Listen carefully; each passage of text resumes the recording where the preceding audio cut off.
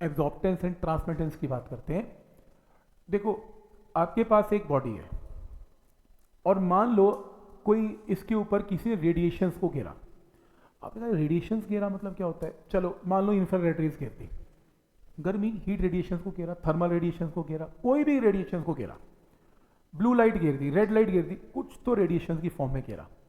तो कोई भी बॉडी उस रेडिएशंस की एनर्जी को के कुछ पार्ट को एब्जॉर्ब करेगी, कुछ उसका हिस्सा रिफ्लेक्ट हो जाएगा, चमकती हुई सरफेस है रिफ्लेक्ट हो जाएगा, और कुछ हिस्सा जो उसने एब्जॉर्ब किया वो रेडिएशंस की फॉर्म में बाहर ट्रांसमिट करेगी, सेक मारेगी, सेक लगेगा। कोई बॉडी अगर हीट एब्जॉर्ब करके बैठ जाएगी तो रेडिएशंस बाहर निकलती है। रिफ्लेक्ट लगा, रिफ्लेक्ट मीन्स एब्जॉर्ब ना करना। चमकती सरफेस पे लाइट आई या कोई भी लाइट आई, चली गई, ले आई नहीं उसने, नॉट एक्सेप्टेड। रेडिएशंस एब्जॉर्प्शन के बाद रेडिएशंस है, इसको ट्रांसमिट की जाती है। तो मतलब अगर मान लो 100 जूल की एनर्जी आई, 100 जूल में से 20 तो उसने ली नहीं, चमकती सरफेस से वापस ही कर दी गई, 80 रहेगी। 80 में से मान लो 60 एब्जॉर्ब होगी और 20 जो आपकी ट्रांसमिट होगी in the form of electromagnetic waves, ऐसा। तो इस केस में Q amount of energy incident है एक बॉडी के ऊपर, R हीट रिफ्लेक्टेड है, A हीट एब्जॉर्ब्ड है, T हीट ट्रांसमिटेड है। तो इसको आप जो है इलेक्ट्रोमैग्नेटिक फॉर्म की फॉर्म में ट्रांसमिशन होता है। तो एनर्जी कंजर्वेशन क्या कहता है? Total heat Q is RAT। ठीक, तो एनर्जी कंजर्वेशन है, दोनों साइड्स को Q से डिवाइड कर दो। Fraction of energy reflected, fraction of energy absorbed and fraction of energy transmitted, और तीनों फ्रैक्शन का सम इक्वल टू 1 है। फ्रैक्शन का सम तो 1 ही आता है। तो इसके अंदर हम इसको फ्रैक्शन ऑफ एनर्जी रिफ्लेक्टेड नहीं बोलते, इस चैप्टर में क्या बोलते हैं? Reflectance. Fraction of energy absorbed नहीं बोलते, इसे क्या बोलते हैं? एब्जॉर्प्टेंस। फ्रैक्शन ऑफ एनर्जी ट्रांसमिटेड नहीं बोलते, इसे क्या बोलते हैं? ट्रांसमिटेंस। इनका सम इक्वल टू 1। क्या ये स्टेप यहां तक क्लियर है?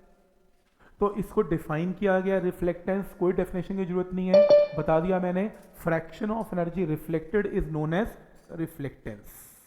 रिफ्लेक्टेंस, ठीक। नेक्स्ट है absorptance. Fraction of energy absorbed is known as absorptance, और ट्रांसमिटेंस का मतलब fraction of energy transmitted is known as transmittance. ठीक हो गया यहां तक? इसके बाद वो कह रहा है कि ये जो तीन चीजें हैं, रिफ्लेक्टेंस, एब्जॉर्प्टेंस, ट्रांसमिटेंस, ये डिपेंड किस पे करती है? ये डिपेंड करती है बॉडी की नेचर क्या है। अब कोई चमकती हुई बॉडी लेके बैठ जाओगे तो क्या होगा? वो ज्यादा क्या करेगी? रिफ्लेक्ट करेगी, एब्जॉर्ब कम करेगी। चमकेगी ज्यादा, हीट को रिफ्लेक्ट ज्यादा करती रहेगी, और एब्जॉर्ब कम करेगी। एब्जॉर्ब कम करेगी तो ट्रांसमिटेड भी कम करेगी। तो जो ब्लैक बॉडीज हैं, रफ ब्लैक बॉडीज हैं, बिल्कुल परफेक्टली ब्लैक बॉडीज हैं, वो ज्यादा एब्जॉर्ब गर्म गर्म होती रहेंगी, चमकेगी नहीं, डल ब्लैक है, तो रिफ्लेक्ट कम करेगी। और दूसरा वेवलेंथ ऑफ इंसिडेंट रेडिएशंस। अब ये क्या चक्कर है?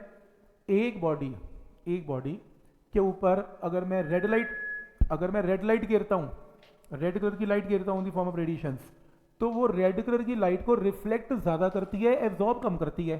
पर अगर मैं ब्लू लाइट गिरता हूं तो वो रिफ्लेक्ट कम करती है, एब्जॉर्ब ज्यादा कर लेती है। यानी कि बॉडी की नेचर और रेडिएशंस की नेचर दोनों पे डिपेंड करता है कि वो कितनी एनर्जी रिफ्लेक्ट करेगी, कितनी एब्जॉर्ब करेगी, और कितनी ट्रांसमिट करेगी। तो दो फैक्टर्स पे ये चीजें डिपेंड करती हैं। इसलिए उसने इसके पैर में क्या डाल दिया? लैम्डा। लैम्डा का मतलब है कि for a particular wavelength. Blue है तो फिर ब्लू के लिए इक्वेशन अलग है। अगर मान लो ग्रीन कलर की लाइट है तो लैम्डा डिफरेंट है, तो ग्रीन कलर की लाइट से आर और ए चेंज हो सकते हैं, ब्लू कलर से आर और ए चेंज हो सकते हैं। इसलिए इसने लैम्डा डाल दिया फॉर अ पर्टिकुलर वेवलेंथ, और आर लैम्डा को नाम दे दिया मोनोक्रोमेटिक। मोनो मतलब सिंगल, क्रोमेटिक मतलब कलर। सिंगल कलर की लाइट है, यानी कि ब्लू है तो फिर ब्लू है, ग्रीन है तो ग्रीन है।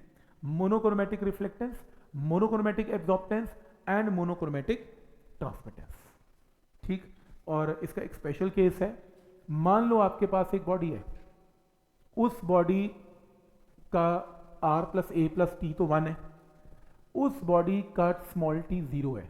मान लो बॉडी ट्रांसमिट नहीं करती, बस क्या करती है, रिफ्लेक्ट करती है या एब्जॉर्ब करती है। तो अब एक चीज बताओ कि R प्लस ए का सम कांस्टेंट है, अगर R ज्यादा होगा तो उस बॉडी का A कम होगा, यानी कि जो ज्यादा रिफ्लेक्ट करेगी वो एब्जॉर्ब कम करेगी, और जो ज्यादा एब्जॉर्ब करेगी वो रिफ्लेक्ट कम करेगी।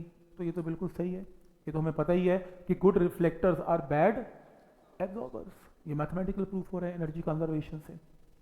ठीक, तो ये करने की जरूरत नहीं है अभी, हम अभी स्टार्ट करेंगे यहां से एब्जॉर्प्टिव पावर से।